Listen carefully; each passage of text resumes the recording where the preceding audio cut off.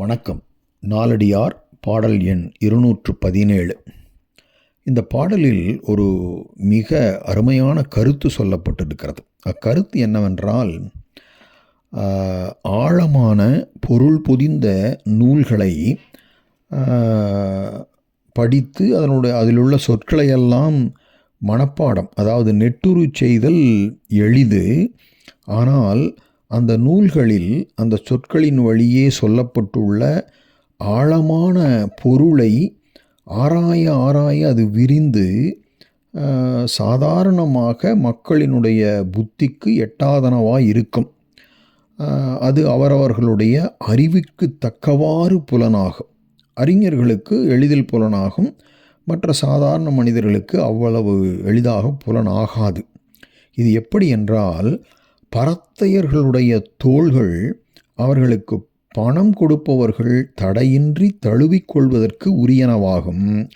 ஆனால் அந்த பரத்தையர்களின் உள்ளமோ அவ்வப்பொழுது பணம் கொடுத்தவர்களிடம் மாத்திரம் நில்லாது வேறு பலரிடத்தும் பல இடத்தும் பல பொருள்களிடத்தும் சென்று கொண்டிருக்கும்.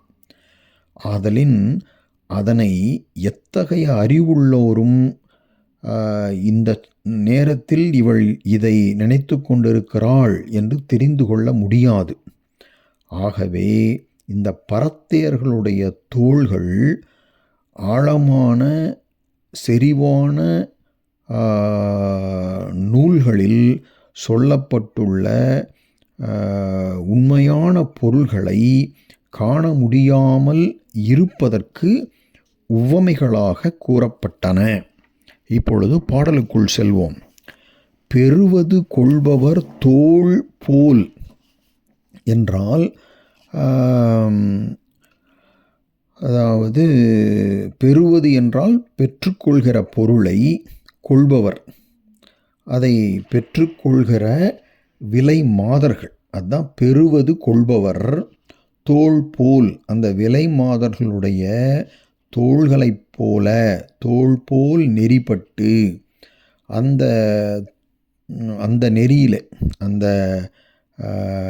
கற்கும் மார்க்கத்திலே புகுந்து கற்பவர்க்கு எல்லாம் எளிய நூல் என்றால், அந்த வழியில், அதாவது வெறும் சொற்களை மட்டும் எப்படி இவர்கள் அந்த விலைமாதருடைய தோள்களை மட்டும் புணர்ந்து, உடம்பை மட்டும் புணர்ந்து அவர்கள் உள்ளத்தை அறிய முடியவில்லையோ அதை போன்ற நெறி. அதனால்தான் பெறுவது கொள்பவர் தோள் போல் நெறிப்பட்டு கற்பவர்க்கு எல்லாம் எளிய நூல். அந்த மாதிரி மேலோட்டமாக கற்பவர்க்கு எல்லாம் எளிதானது நூல். எந்த நூல்? ஒரு நல்ல கருத்துள்ள, ஒரு ஆழமான செய்திகளை உடைய நூல். சரி, ஆனால் மற்ற அம்முறிப்புரை மேனியர் உள்ளம் போல். இப்போ அடுத்தது அந்த பரத்தையர்கள் அல்லது விலைமாதர்களுடைய உள்ளத்தை பற்றி சொல்கிறாங்க. அதை அறிந்து கொள்வது அரிது. மற்ற அம்முறிப்புரை மேனியர்னா, முறிப்புரைனா இளம் தளிர்களை போன்ற மேனியர், அவர்களுடைய உள்ளத்தில் என்ன ஓடிக்கொண்டிருக்கிறது என்பது அந்த பொருள் கொடுத்து அவளிடம் சென்ற அந்த மனிதர்களால் கண்டுபிடித்தல், அறிந்து கொள்ளுதல் என்பது அரியது. அதுபோலவே இந்த நூலை வெளிப்படையாக அந்த சொற்களையெல்லாம் மனப்பாடம் செய்து கொள்வது எளிது. ஆனால் அந்த வெளிப்படையாக சொன்ன கருத்தை தவிர ஆழமாக உட்புதிந்து உள்ளுரையாக என்ன செய்திகளெல்லாம் அந்த அரிய நூலில் சொல்லப்பட்டிருக்கின்றன என்பது அறிவது முறிப்புரை மேனியர் உள்ளம் போன்று யார்க்கும் அரிதற்கு அரிய பொருள்.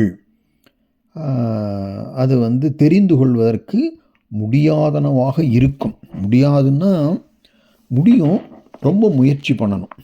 அதாவது நல்ல அறிஞர்களிடம் அந்த நூலை பற்றிய பாடத்தை கேட்டு தெரிந்து கொண்டால் அந்த செய்யுளில் என்ன பொருள் இருக்கிறது என்பது ஒரு மனிதருக்கு தெளிவாகும். இல்லை என்றால் மேலோட்டமாக சொற்களை மட்டும் கற்று அந்த செய்யுளை மனப்பாடம் செய்து கொள்ளலாம்.